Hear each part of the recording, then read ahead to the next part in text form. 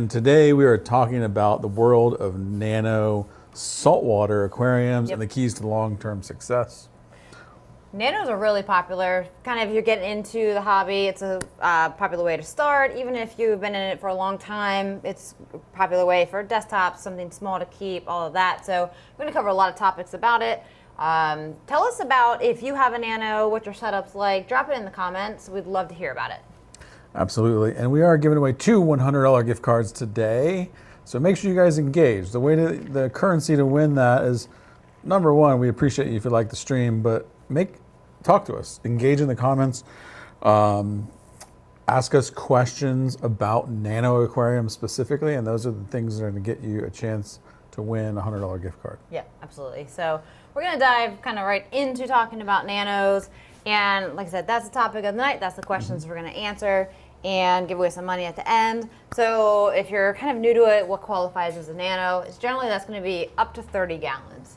Now some people may say only up to 20 gallons, whatever. We're going to go broad up to 30 and give you the leeway up to that. If you go old school, there was a 30-gallon long, right?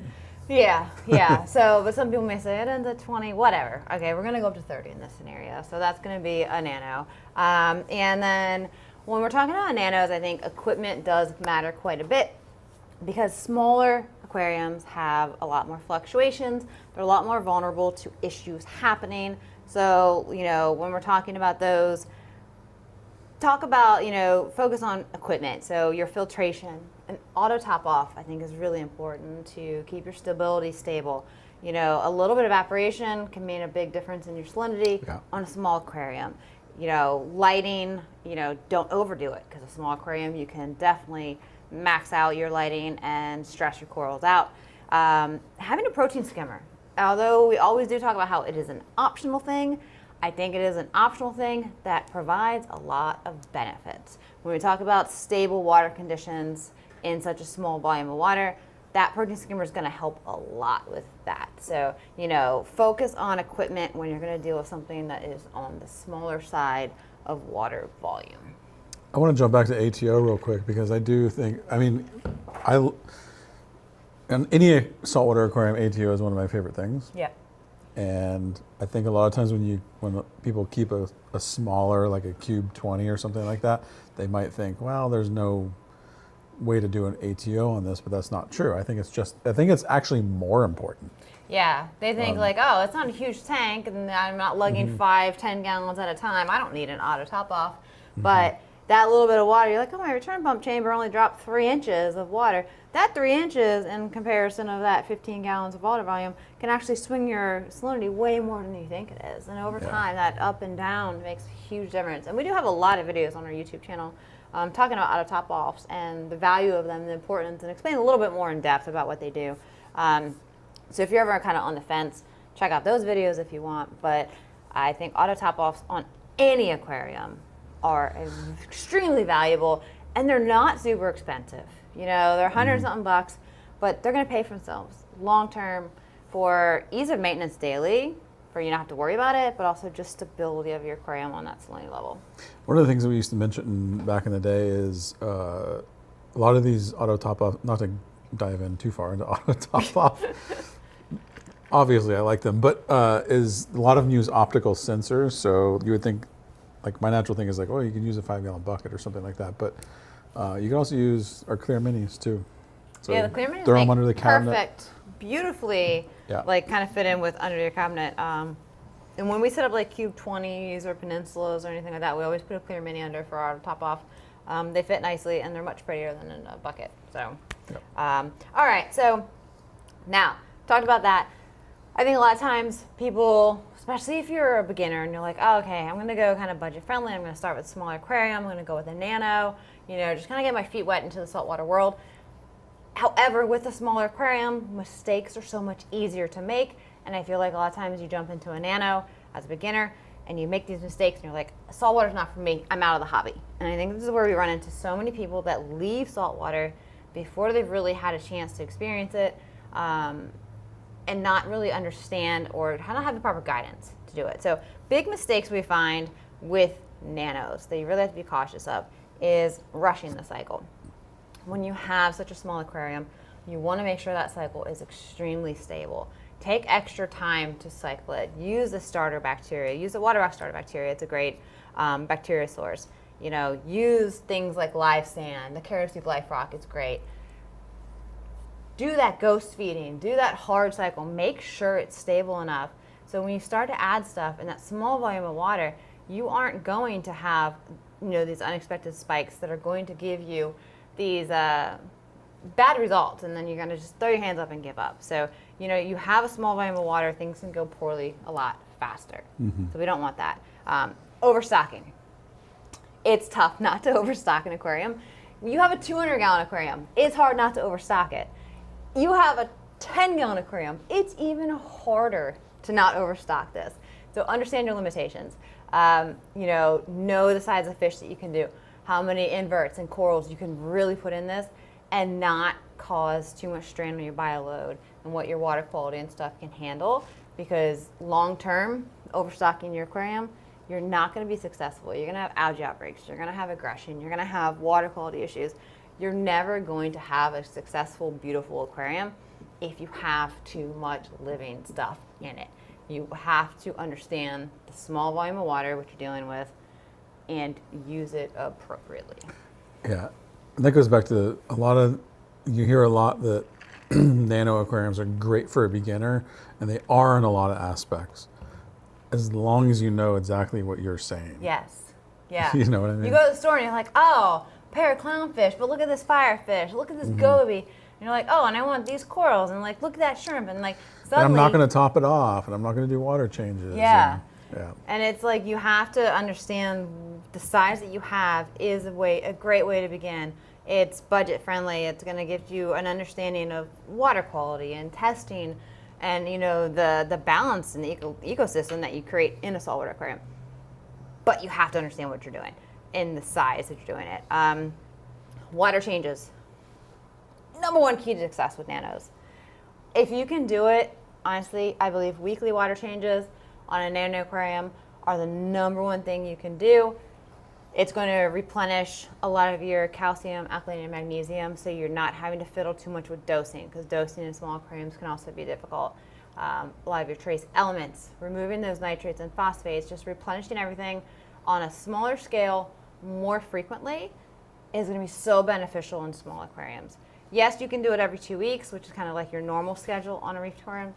If you can do it weekly, those small amounts, so much better, I really feel.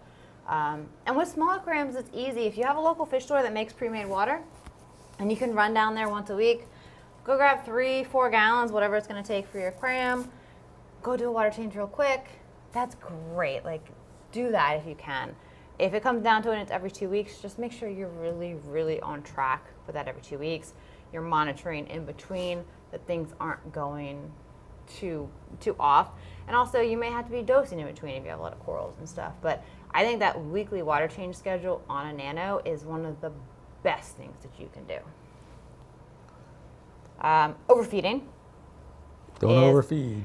And this is for it's very any difficult. aquarium. Very difficult not to do in that size aquarium. It is. And I think you could have any size aquarium, and I think overfeeding is one of the biggest problems that we face. I ran stores for many years, serviced aquariums, our maintenance division, all of that. Number one thing, people like, my nitrates are always high, my phosphates, I have algae problems, all these things. And one of the number one causes of this is overfeeding. Because guess what? Your fish are always hungry. They always look at you. They always come up to the tank. They always look like they're starving because they know who feeds them, and they have nothing better to do than to stare at you and look like they're starving, but they don't need that much food. So in a small volume of water, it's even that much more important to know really how much food you need for your fish and even your corals. You know, how much coral powder food or liquid food that you're feeding, how much they need to balance the nutrition they need and the waste product that your aquarium and your filtration and your biological can handle. Most fish, they only need a couple bites if you're feeding once a day. A couple bites, they're done. They're not doing anything. They're not in the ocean swimming miles a day. They're doing nothing. They're just kind of swimming around. They have no predators. They're just chilling. They don't need a lot of food. They're hanging.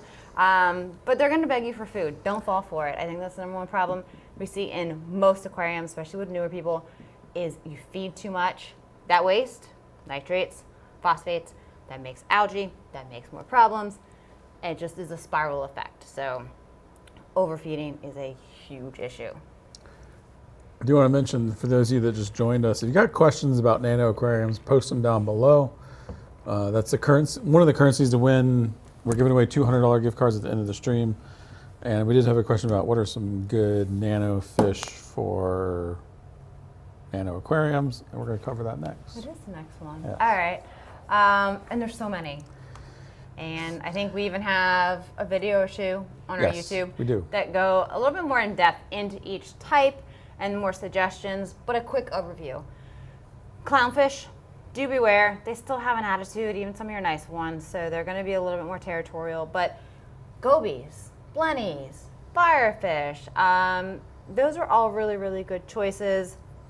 There's just so many varieties in them too. I see some freshwater people in here. What about freshwater? Tetras. Tetras are going to be a big group of fish that are going to be great for nanos because they do have a lot of smaller tetra varieties, and they're community fish. They're very, very peaceful. You know, depending on how small of a nano we're talking, I think freshwater nano can be a little bit larger. And when we're talking about nano size, look at like little cory cats and loaches, things like that. You know, guppies. You know, you want those simple community, really, really friendly fish whenever you talk freshwater.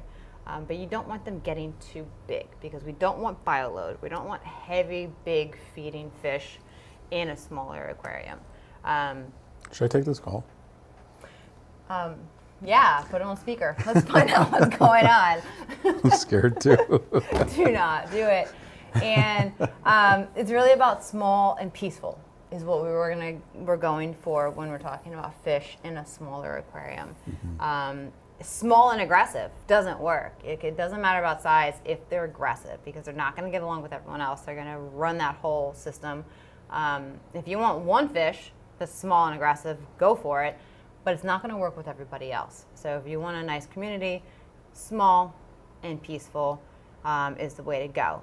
Clownfish, when we talk about them, you could have one clownfish, but if it's the wrong type, she's not going to let anyone else into there. You want, you know, Ocellaris or Procula. You don't want tomatoes and those type of more aggressive types. Compatibility, and of course, like we talked about, overstocking. Don't put too many fish in there. If you don't have a protein skimmer and you're not doing enough water changes, you can have less fish. If you're doing those things and you have the equipment, you can have a little bit more fish. So what you can keep in there is not a solid rule. Like people, a lot of times people are like, how many fish can I have a 20 gallon? Not a solid answer. What's your water change schedule? What's your chemical filtration? What's your equipment? You know, what are you doing in there? That's all going to have play into what you can actually keep into it. Your invertebrate choice as well. Shrimp are great cleaners. You know, don't choose aggressive ones. You don't want like coral banded shrimp and stuff that are going to be a little more aggressive. Use for crabs. You want like small hermit crabs. They're peaceful. It's basic. Don't want big emerald crabs. They're going to be a little more aggressive. Snails. Don't get turbos. You know, get little trochus and astrea snails. Get some Necerius for the sand bed. Choose appropriately sized inverts as well because that does matter. And if you're getting some cool inverts, I cannot suggest enough to get those fun little things that you can't keep in big tanks. Sexy shrimp, pom-pom crabs, porcelain crabs. Those things are so cool in a nano, and you can't appreciate them anywhere else. You can't put them in a 100-gallon tank. You can't do it. So we have a pretty cool like 15-gallon saltwater build that we have on YouTube that we use a lot of those cool inverts in. And you can really appreciate them. They're like a lot of fun in a nano.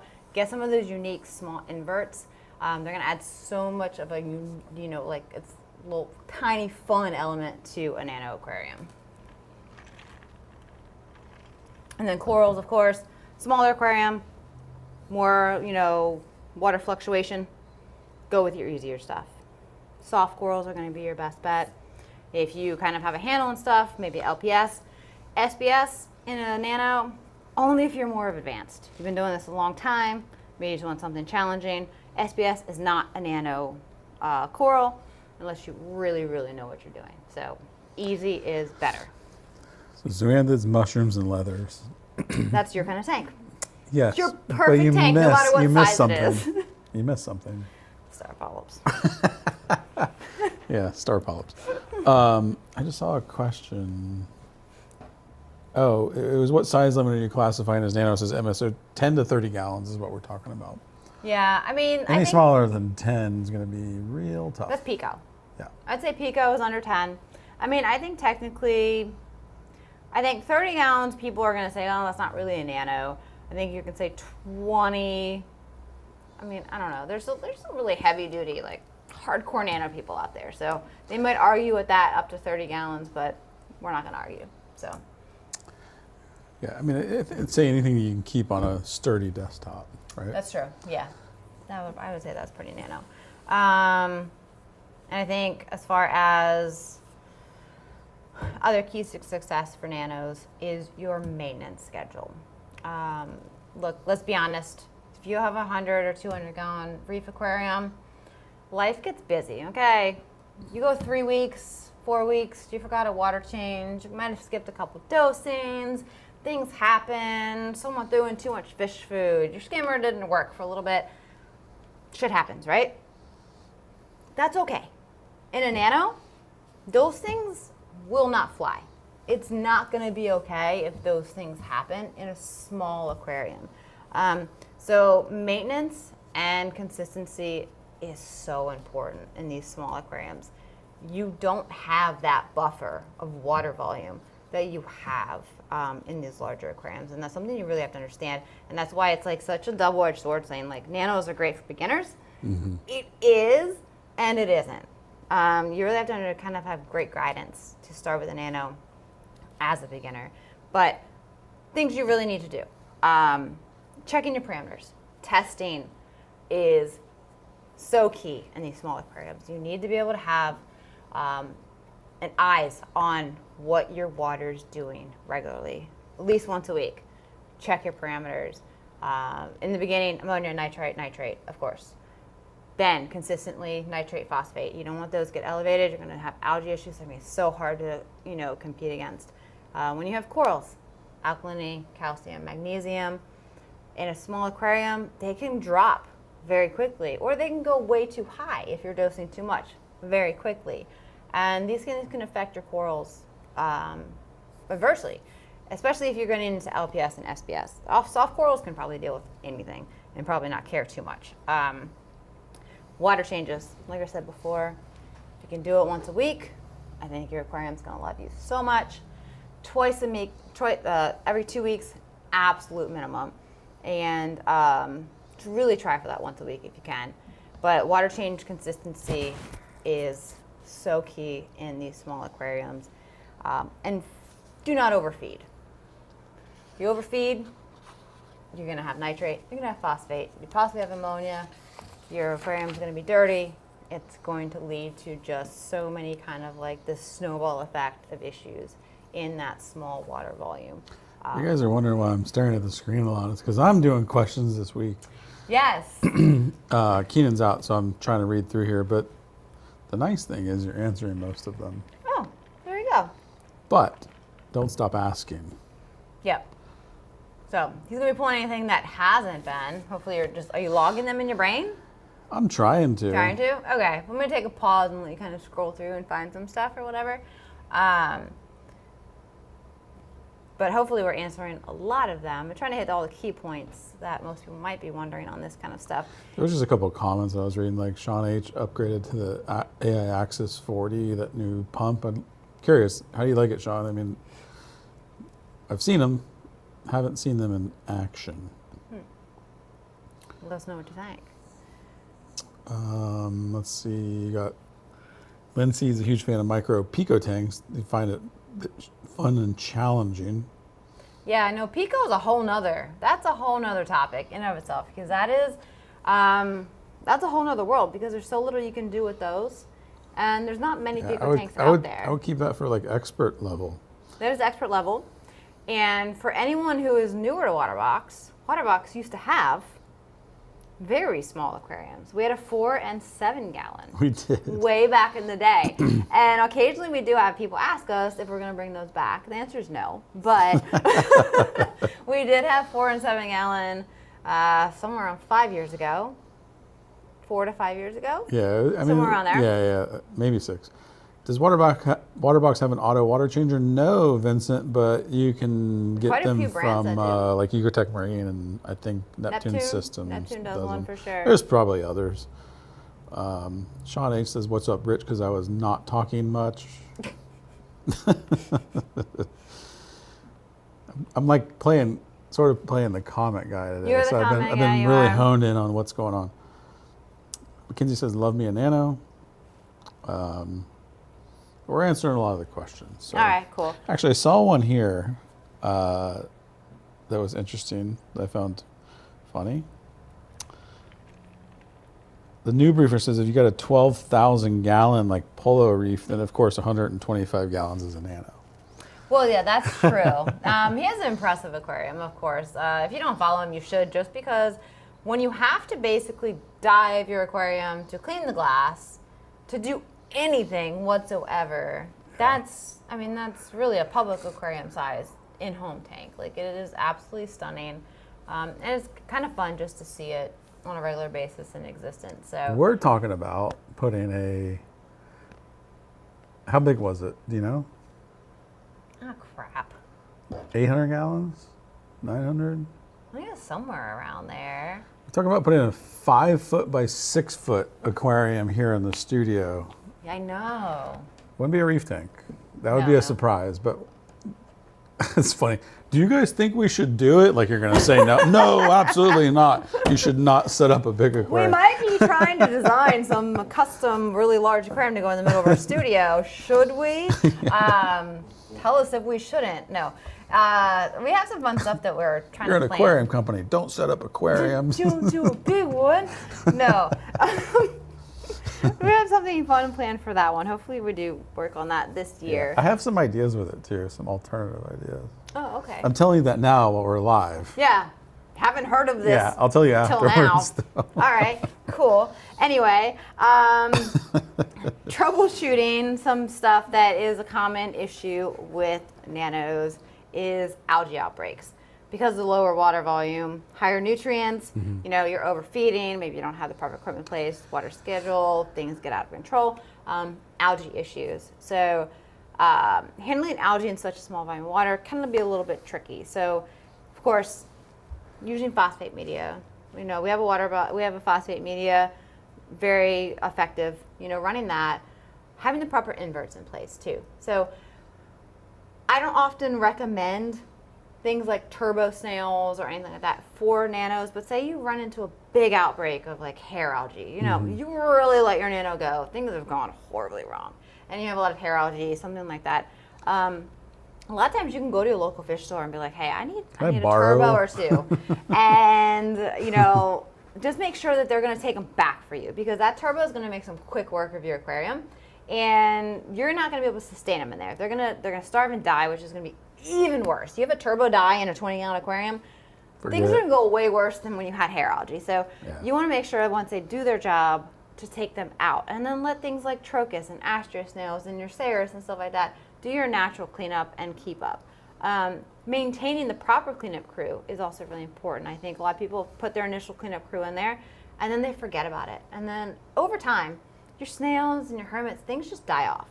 Cleanup crew is not permanent. They are an expendable replacement item. I don't ever like to say that about a living thing. They don't but live they are tremendously long, is what you're saying. Right. And any size aquarium, it doesn't matter. I say every 2 to 3 months, do a kind of visual on your cleanup crew. I never your knew algae. how incredibly important cleanup crews were until we started working together. Yeah. I was a slacker on cleanup crews. Like, for real. I had They're no idea. They're doing the work for you. I know. I had no idea. Like, and it makes so much sense now, because when I look back, like in the early days, I'm like, yeah, that makes sense. Yeah. Especially when I look at the tanks here. But it's a twofold thing. Like, a lot of times, like, people are like, oh, I'm going to buy this cleanup pack that has 100 snails and 100 hermits and like 1 per gallon. And 75% of them die. Right, and then you put them in, and then, like you said, 75% die. You spike your nutrients because of it. You don't need that many. You have to put in a handful and then maybe add some more because you need them. You have to judge it. And then over time, some may die off, so you may have to add a few more. And the same goes for a very small aquarium. So if you end up with a big algae problem, add what you need, but then take them out when the algae problem is resolved because they're not going to sustain on a clean aquarium. You know, and then phosphate, water changes, that kind of stuff. And then parameter swings. That's why I think consistent water changes are really important, especially if you're running like a soft and LPS mix tank. They're not uptaking so much alkalinity and calcium and stuff that, you know, you have to be dosing heavily. So if you do those consistent water changes with a good quality salt that's got a good alkalinity and calcium, magnesium level, those consistent water changes are going to do most of the dosing for you. Because dosing in a small aquarium can be very easily overdone. So I think if you can do it through water changes with a good salt, you alleviate a lot of those problems. Unless, of course, you're going heavy SBS, and that's a whole other thing. But most people don't do big SBS system, like big, heavy SBS dominant nanos, unless you really, really have been kind of into this for a while, and then you're doing your own thing. You already know what to do. You don't need my advice whatsoever on that. That's about all I got. Just so you guys know, we have a sale going on right now in the U.S. and Canada. It's our New Year sale. We're doing 10% off aquariums, 15% off supplies, and it ends the 31st. So you only got, what, a couple days? 2 more days. 2 days? Yeah. Take advantage of it, you guys, before the end of the month, because it ain't going to be happening next month. I can tell you that for sure. And our stock levels are starting to improve, so you want to tank, it's best to do it now. I had another thought when you were talking. It evaporated. Sean, leave me alone with filter rollers, man. I do have one here at, actually, it's on Sean again, because it is something actually important to kind of note on inverts. He says, I learned the hard way that astrias do not last long with hermits because they are savages. It's not the hermit's fault. Okay, hermit crabs, they're opportunistic. You know, if they want a shell or if there's something there, they're going to eat it. Problem is, astrias and many other snails cannot flip themselves back over if they're upside down. Now, astrias are cheap. They're $1 something each. Okay, most people are going to go for them over any other snail that you see in your store. But they fall. They're behind a rock. You don't see it. You're not paying attention. They're wherever. A day or two goes by. Guess what? They start to die. Hermit crab's going to eat them. A fish is going to eat them. Whatever. However, you go and spend for something on a snail called a trochus snail. That thing can flip itself over. That thing doesn't get eaten by your hermit crabs. Mm-hmm. What is the better value? Now, I will always proponent for a trochus snail, but everyone buys astrias because they're cheaper, but in the long run, they are not. That's all I'm going to say. Buy trochus snails. Jess is dropping bombs. I realized what I was going to say because you were talking about cleanup crews. I remember back in the day, and I don't know if it's still the same way, like you would go on a website and it was like a 100-gallon cleanup crew or a 50-gallon or a 200. Many. And it's like, here's 4,000 astrias. Now, granted, I'm exaggerating, right? But like you look at it and you're like, that seems like way too many inverts. But it's like 1 per gallon of everything. Here's 100 snails. There's 100 hermits. Here's 100 of everything. You're like, there's no way. And people put this in before they even like have an established aquarium. And like, you have, like you said, 75% at least die off. Yeah. Like your aquarium, unless you really do absolutely nothing, have so much algae, will not live. Even the dirtiest aquarium cannot sustain that many inverts. Yeah. It's just not even. We actually have a lot of videos coming up soon that actually revolve around inverts coming. I haven't seen that video, obviously, but I'd love to see a way that like substantiates the amount of inverts that you actually need for a given scenario or tank. Like, is there anything that you can like, any way to like quantify exactly what the amounts are? No. Right. There isn't. Because, okay, for example, beginning aquarium, sitting right here, is our Infinia, which is the Year of the Reef series, which has been dropping. And on this one, The same exact aquarium here, and then someone's home. The beginning set of inverts that they need here, where we're keeping our lights at 1 or 2 hours a day max. Inverts that we need are very minimal. However, in someone's home, they refuse to keep their lights at a minimum, which you shouldn't need your lights on much until you have coral. They're going to need a lot more inverts because now they have algae growing on their rocks because their lights are on for 6 hours a day, even though they shouldn't be.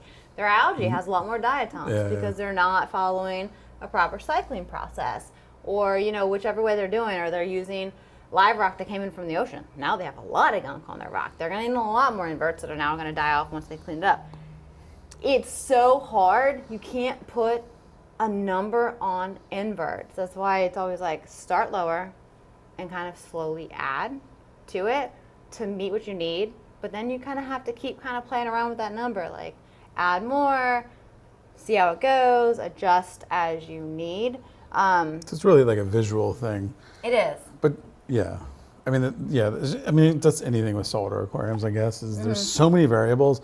There's not one recipe for any given situation. There isn't. That's why those most cleaner packs are BS. It's so, yeah, in a nice way, yeah. Yeah, go to your local fish store and tell them about your situation, and they'll tell you what you need. I hear an auto top-off going off. There is. Either that or something's leaking or exploded. We really don't have any questions? No, I mean, you pretty much answered it all. I think we're good for winners. All right. There was something else. Ivan, I keep forgetting it's your fault. I'm just kidding. Maybe it was a comment. Oh, does Waterbox offer seam guards on tanks at some point? So, I mean, we do.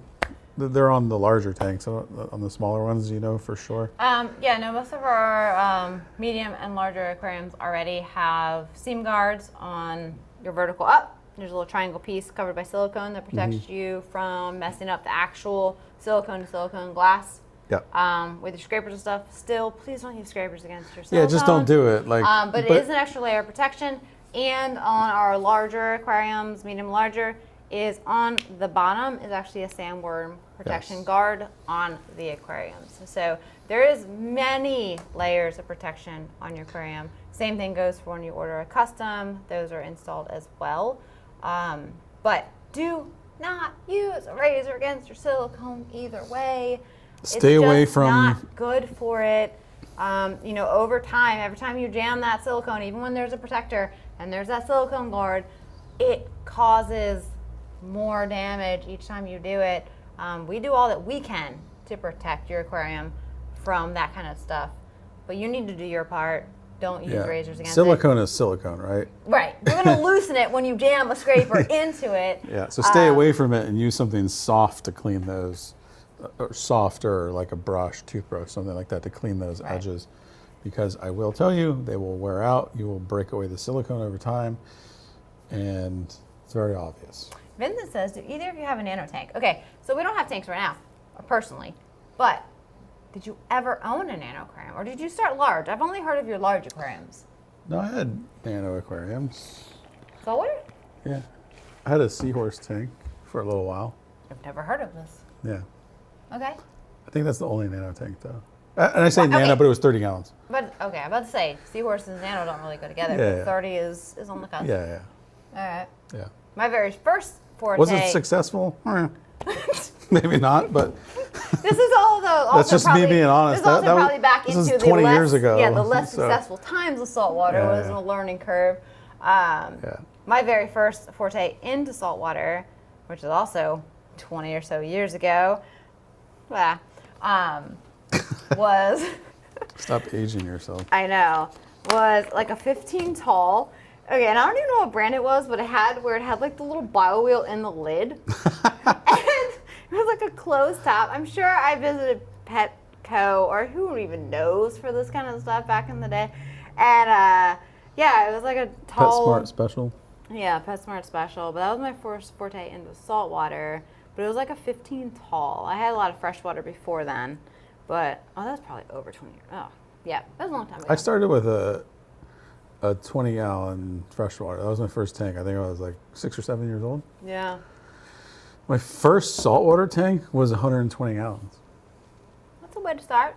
Mine was my eBay 15 special. Tong. Oh. Yeah. All right. Very nice. Okay. So yeah, we don't Funny have story them about that. currently, but we did 20 plus years The ago. guy's wife sold it, put it on eBay without him knowing. Oh. For like, it had to have been $1,000 cheaper than it should have been. Oof. So I got a steal. He was pissed. Yeah, no. There's a whole backstory to that nobody knows. Yeah, that was my first tank. But we got some winners here. All Because right. we appreciate you guys being here. If you guys like the stream, make sure you smash the like button. I don't ask that at the beginning of the stream anymore. But smash that like button if you guys like this. And also, make sure you're subscribed to the channel. If you see a subscribe button, highlighted in white, it means that you're not subscribed to the channel. So And make that's sure you just subscribe. sad. Yeah, that's actually very offensive. Yeah, we're just dropping videos every week. We have Year of the Reef going on, which is a Yes. series dropping every 2 weeks, following along with Infinity Reef 230.6. That's a full follow for a year with this aquarium. Just set it up any aquarium. Great guidance on that one. We've got videos in between dropping too. So you definitely want to be subscribed so you know what's going on, notifications, all of that. I got some winners here. And these All are right. not going to pop up on the screen, but we'll give it a drum roll. Ready? All right, who are the winners? Oh, yeah. I'm going to try to pronounce this. Emma is the easy part. Ruyle, R-U-Y-L-E. Emma, email winners@waterboxaquariums.com. Let them know if you're in the U.S. or Canada. They get you hooked up. And on Instagram, we got the Noob Reefer. Woo! So congratulations, you guys. I'm picking winners today because we got Ivan back here running solo. And you did an amazing job. Yes. Thank you, Running Ivan. solo back there. First time. So, as always, we appreciate you guys being here. Again, I want to say, make sure you guys hit the like button, subscribe to the channel, hit the notification bell, and We're back next week. So next week is a full open Q&A. So no topic that we have to ask stick whatever to. you want. Yes. So Ask Jess about filter rollers. I want 100% of the questions to be about filter rollers. I'm going to sit next here week. just like this. Yeah. No talking. That's over. No. So What else do you really love in aquariums? I Otherwise, dislike. don't dislike. You I guys just think- probably know. Just ask those questions. Okay? I think filter socks are they're great. They're easy. I don't know. Next week is not open Q&A. It's Troll Jess week. What the hell? All right. Anyway, we're here next week to answer your questions about anything. And join us then. It'll be great. Yes, thank you guys so Great. much. We always appreciate you guys. We appreciate you engaging. We appreciate you being here every week tuning in. Thank you. We'll see you next week. See ya. Thank you all for tuning in. Make sure you smash that like button, subscribe to the channel, and hit that notification bell. For more information on Waterbox Aquariums, visit waterboxaquariums.com. We're live every Wednesday at 6 p.m. Eastern. Make sure to tune in, and we'll see you next week.